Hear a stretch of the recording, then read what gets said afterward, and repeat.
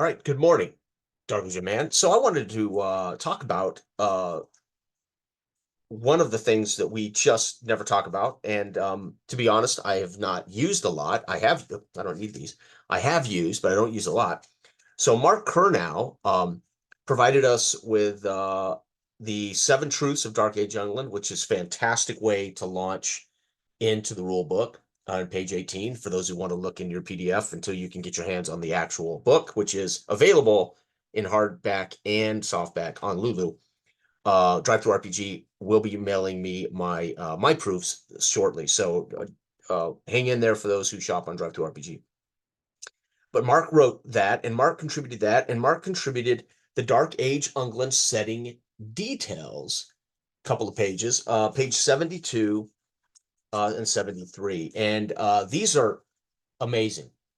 And so we talk about one of our goals is, again, I talk about this all the time, but again, I'm going over this as peers and colleagues and friends and consumers start to find this and start to want to play it and whatever, these videos might kind of come in handy, right? So this is where our book uses the D20, right? So we need a D12 for 99% of the game. We need a 3D6 for the GM. That's all the GM ever rolls is 3D6 for the RSC chart, which is the random variables that will come up in session. And then there are these tables that Mark had put together for us, which are fantastic. And you need a D20 for one of these tables. And it says here, use the information below sparingly to flesh out your adventures. So because we want to be naive and because we're allowing the players, we already know Dredgewater, we know the setup, we know all the things I've talked about ad infinitum in these videos.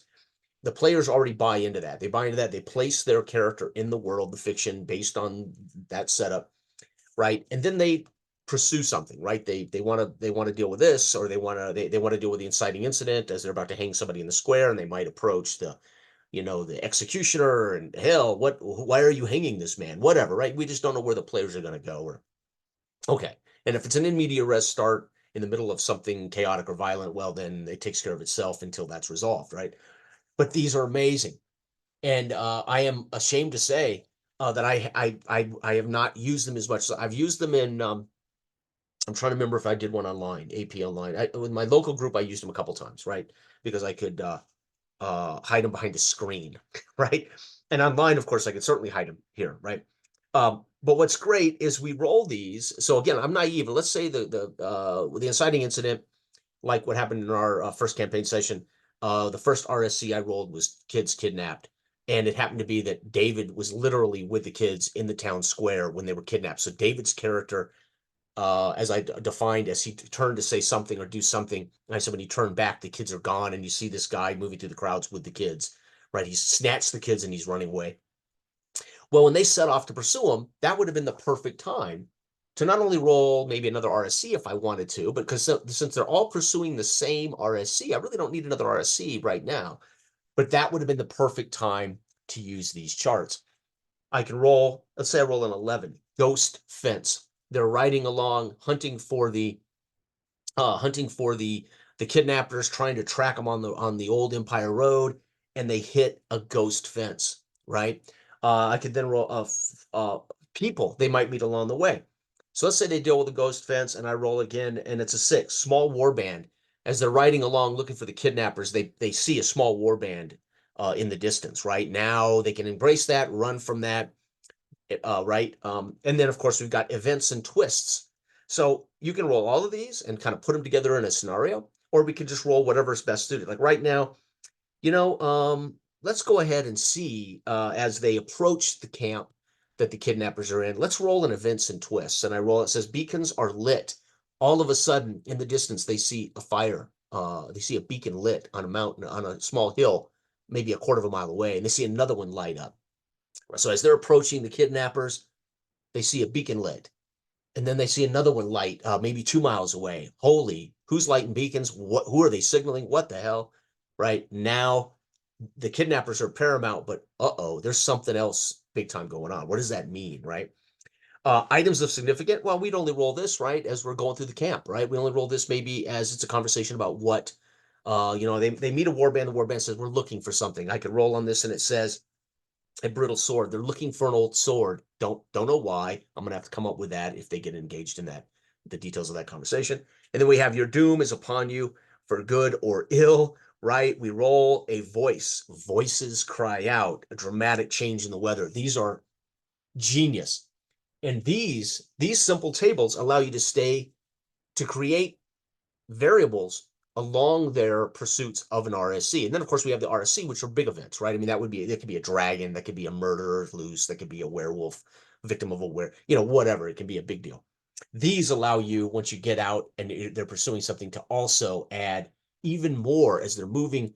They're going from Dredgewater. They want to go down to London as a group. They're going down to London to deliver taxes to the king in exchange for added protection as they've had more trouble with Vikings, and the king is looking for greater taxes so he can patrol the River Thames and the River Dredge to cut Vikings off at the pass, right? And so the Lord Washburn pulls the party together and says, "I want you to travel to London, take this this box and pay the tax to the king, and we'll have help, right?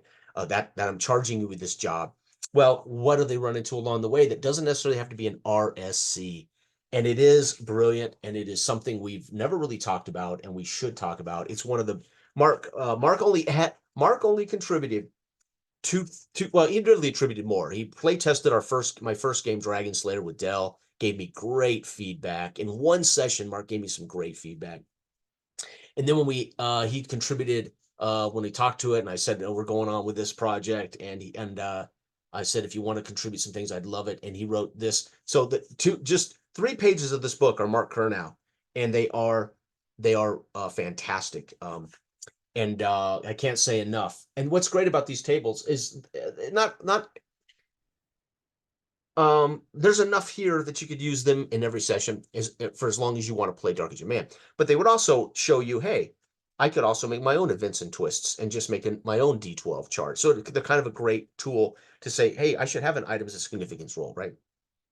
We all know charts like this exist. There's plenty of DM helpers out there, right? There's plenty of those books on Amazon and Lulu and Drive to RPG that are Dungeon Master random tables, right? GM helpers, I call them. I don't want to think what's in this room. When they say I'm searching the room, what do I find? I'm going to roll a couple things on the table. It says they find 4 items, and I roll the 4 items. I say, oh, you find an old basket, and you find a doll, and you find a ruby, and you find an old cup, right? I mean, just so I don't have to dream up all those details. So that's a little piece that fits the Dark Ages, right? Very well. And they inspire these imaginative, again, thoughts. What are the beacons being lit for? I'm naive. I don't yet know, but I've told the guys. And as they think about it, or they decide to explore it and investigate it, I'm probably going to have to figure out what those beacons might mean. Are they foreigners that have lit beacons that they're about to attack? Are they local marches, small petty kingdom that has a border of beacons that are signaling that there's something amiss in the northern region, and these beacons light up to warn the small march, small petty king, right? So, and the players explore that and discover there's a small land holding of a small kingdom there that's south of Von Mort's property, because there's lots of marches, lots of petty kings, so we can go anywhere in England, right? And those who don't want to have to, again, you want to be naive, use those tables to start to give you more meat on the bone, so to speak, without having to know the answer to everything, without having to pre-write anything. So I want to talk about that because it is something that we just don't talk about. We talk about the players following and pursuing the thing. We talk about using the RSC liberally, right? And when to use it, how to use it, make it your own, etc. Write your own. But then there's these tables that are actually right, should be folded into all of that. So you don't always have to roll in a major event, a major RSC, right? The RSC is generally going to be an event that is based on a level of danger. So a 3 and an 18 on that are world-changing events. A dragon would change the world, might decimate Dredgewater, killing lots of people, and the players have to survive that and deal with that. It could be an epic flood. It could be whatever, right? A meteor hits the earth. Whatever you want to do in your Dark Ages, and 18 would be the same. And as they get closer to the middle, we've talked about this before, they get more mundane. They can be a body found floating in the river. bandits have robbed a merchant, and the merchant, so they can be, but they're events that generally will get most people's attention outside while there's a major and a minor dilemma going on. That is the undercurrent, the bubbling undercurrent of the roux in or the roux of the sauce, so to speak, right, is a major and minor dilemma. And then we have this like ingredients that make the stew, the whole soup, right? So anyway, there you have it. I just want to talk about that because again, we've had a handful of contributors that have written something. Tim's adventure and Eric's adventure, and then Mark's contributions there are fantastic, and I want to talk about those. So anyway, everybody out there, again, you can get now the hardback color book on Lulu, and you can get the first book. Now Dell has gone in and corrected this bleed, so the cover now does not have, right? And of course, you can get the matte book with this cover on Lulu right now. And then again, I will go over the proofs of the drive-through premium books when they arrive. And everybody will be up to date on your options there. All right, thanks. Bye.